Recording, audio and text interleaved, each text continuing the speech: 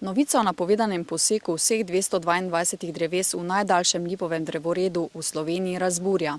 Zainteresirana javnost protestira, ker je arboristka Tanja Grmovšek za odstranitev predvidela le 33 dreves.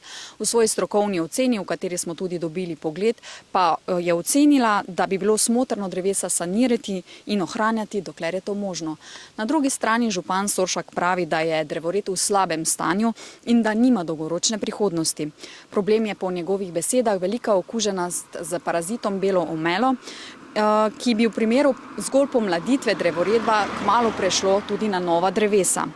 Po popisu Tanje Grmovšek iz leta 2021 je ta parazit sicer na kar 137 drevesih, od tega pa 45 več ni možno sanirati. Bi pa menjava vseh dreves po drugi strani omogočila to, da bi nova drevesa lahko zasadili nekoliko stran od ceste in s tem omogočili negativne oziroma omilili negativne vplive te ceste.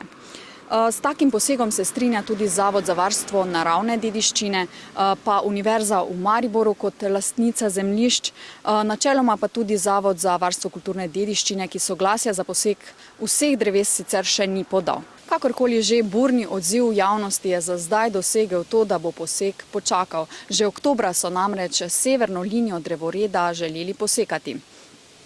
Občina se bo še enkrat posvetovala s strokovnjaki, župan napoveduje novembra tudi posvet z občani. Ob tem župan omenja tudi možnost referenduma. Se pa zna zgoditi, da bo inšpektorat že kmalu odredil sečno 33 najbolj kritičnih dreves, kajti bila je podana anonimna prijava, da so drevesa v drevoredu nevarna.